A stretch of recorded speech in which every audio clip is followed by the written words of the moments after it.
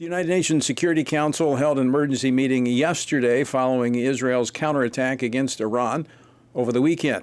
Russia, Algeria, and China had requested the session on the Middle East crisis after Iran's representative sent a letter to the UN Secretary General and members of the Security Council. Now, during the session, Iran and its allies took their shots against Israel, accusing the Jewish state of being the aggressor.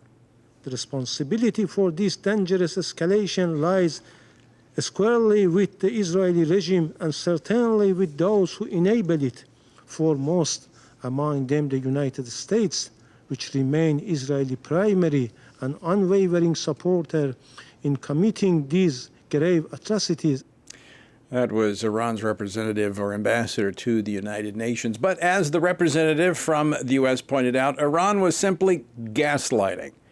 Can anyone seriously believe that Iran is the victim?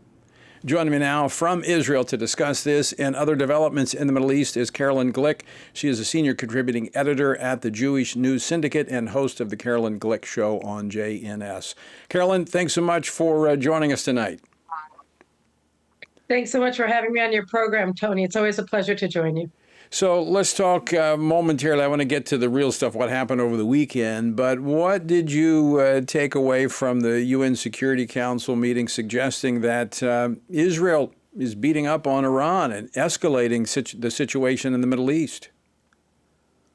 I mean, the only people who can take seriously what the Security Council is doing are, unfortunately, the vast majority of member nations in the UN.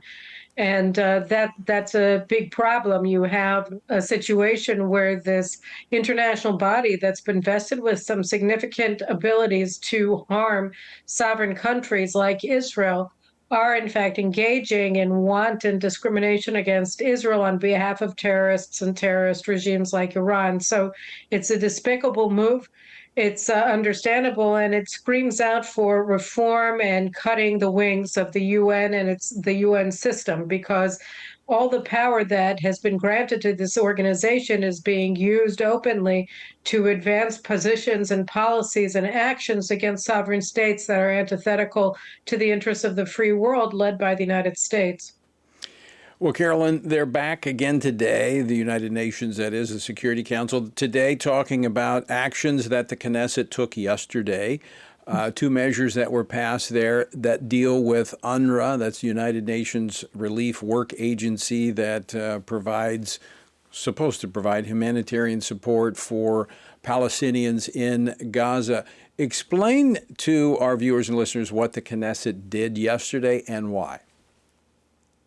Well, the Knesset said that Israel is barred from having any contact or official contacts with UNRWA personnel inside of the country because UNRWA has been exposed. UNRWA is it's a very unique organization. The Palestinians are the only nation or group of people on earth that have a UN agency that's just for them. And UNRWA was established with the establishment of the State of Israel.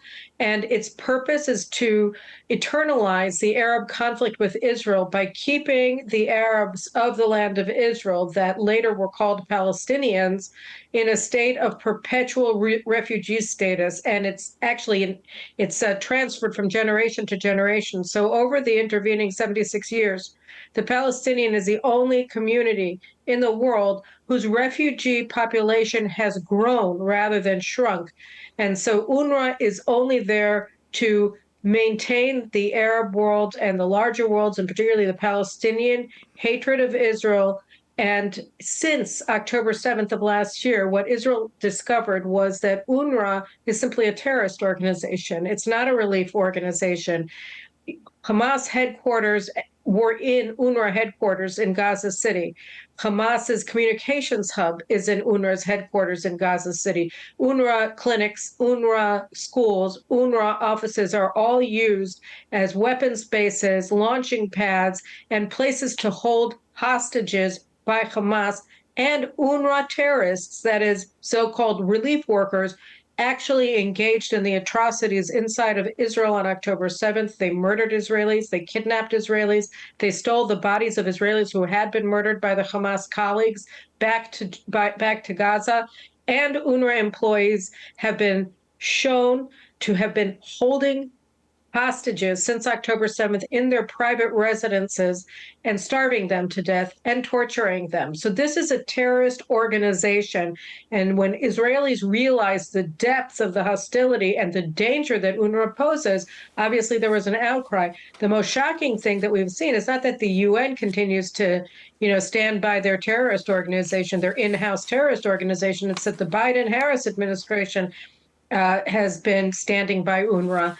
And in fact, there was a letter signed by Secretary of State Blinken and Secretary of Defense Lloyd Austin to their Israeli counterparts a week and a half ago, threatening that the United States was going to place an embargo on arms sales to Israel if the Knesset went through with its plan to pass this legislation into law, which happened today. So it's a very strange situation where you have the United States leading an international posse of states in the UN that are trying to undermine Israel's democratic processes in order to protect a terrorist organization that operates under the aegis of the United Nations. The evidence is quite clear. You just laid out what UNRWA has been involved in. We also know that humanitarian supplies intended for the people have been found in the bunkers of the terrorists. They've been taking those supplies, using them for themselves, depriving the people of that. So if the Biden-Harris administration is concerned, and I think everyone is concerned, Israel is concerned. They're making sure relief supplies get into the Palestinian, the innocent Palestinian people who are not a part of Hamas. The United States has its own relief agency, USAID. Why could not USAID step in temporarily for a compromised United Nations entity that has been linked with terrorists? That's an excellent question, and I think it should be posed to the Biden-Harris administration post haste. But I think, it's part of a larger idea, which is that the calls by President Biden, Vice President Harris, and other senior administration officials, really for the past year, have been to get to a ceasefire now. A ceasefire now, when Hamas, and largely due to the humanitarian aid convoys that the United States has forced Israel to accept massive quantities of on a daily basis since almost the outset of the war, Hamas is completely resupplied. And you're right, we've seen in Sinwar's bunker, the head of Hamas that was just eliminated by Israeli forces a couple of weeks ago in Gaza, that he had all of these UNRWA bags of flour and other foodstuffs right there in his luxurious bunker in the tunnels in Gaza. And so, yes, they are maintaining Hamas's regime in power. That's what they've been doing, which isn't surprising because they're inextricably linked to Hamas's terror regime. They're part of it. They are sort of the welfare department of Hamas's regime. And so, if the United States wants a ceasefire now, what they want to do is preserve the situation where Hamas is the most important and powerful political force, if not military force, in Gaza. And so the real idea that the Netanyahu government has been putting out and wanting to implement in recent weeks is for Israel to be, our forces to be distributing the humanitarian aid in order to sidestep Hamas and cause the disintegration of their remaining ties to power, the remaining control of the society in Gaza. And the United States is staunchly opposed to that. So it's all part of this U.S. mindset under the administration, the current administration, to maintain the status quo that existed on October 7th and was completely discredited by what the Palestinians of Gaza did to the people of Israel that day. And so very clear what is happening here. UNRWA is bolstering Hamas. That it's what's keeping them afloat by bringing this humanitarian and other supplies in that are supplying the terrorists. All right, we only have about 5 minutes left, Carolyn. I want to get to what happened over the weekend because quite significant with the Israeli military, the IDF, the Air Force. They're striking a number of targets in Iran. What they did is took out the air defense systems. They took out some of the missile sites. This was quite significant in not just in and of itself, but what it could prepare the way for. Talk about that. So you're right. So in and of itself, as you said, Israel knocked out Iran's anti-aircraft batteries so that our aircraft, if we attack again, will be able to just hover over any city basically in Iran that we need to in order to attack the targets that we need to take out, whether it's oil infrastructure, whether it's nuclear infrastructure or regime targets or what have you. But that Israel will be able to operate there freely because they don't have an anti-aircraft shield. Israel also took out missile launchers, and importantly, Israel also took out the ability of Iran, at least for the next several months to a year, to continue production of ballistic missiles because Israel destroyed factories that produce a critical component of those solid state ballistic missiles. And without that component that Israel destroyed, they can't go forward with their production process. Finally, Israel attacked a suspected nuclear site that was located in a sort of dual use installation that was bombed. And they also apparently attacked a part of an oil refinery, apparently also to sort of tip our hat that those can also be struck at will. So it was a very significant and very large attack on Iran. And quite significant from a standpoint of the distance, over 1,000 miles, required mid-flight refueling from the fighter jets. But also leading up to this, Israel had to take out and has over the last several weeks radar facilities in Syria and Iraq so that they could make that flight there. So clearly Israel having to go on their own, the United States, the Biden-Harris administration almost tying one hand behind their back, they accomplished this. Every plane came home. This was quite significant. It was an extraordinary raid. I mean, it was an extraordinary display of capabilities and also use of capabilities. I mean, we were talking before we started this show that Israel basically kicked down the door of Iran's house and started walking through it and then went home. And that's basically what happened. And the door is gone now.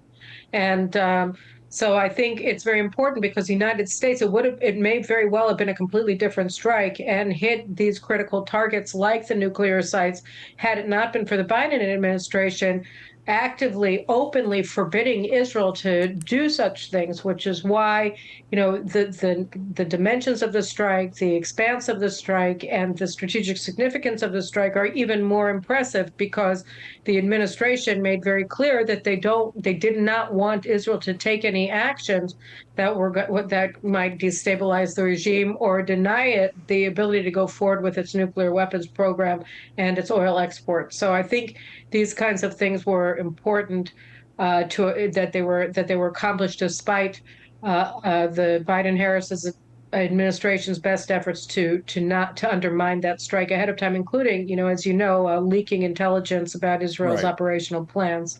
Right. I mean, not only did they knock the door down, but they've left the guard dog toothless. I mean, this is quite significant in that if Israel has to, if they're provoked, and I can't imagine Iran wanting to take a counter strike here because they are completely vulnerable, and this could pave the way for that eventual attack on the nuclear facilities.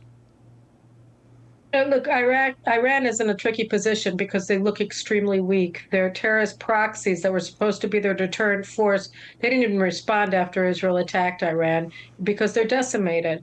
And Iran itself it looks so vulnerable. Israel carried out 3 waves of attacks over a 3-hour period in Iran all over the country, and they couldn't stop it.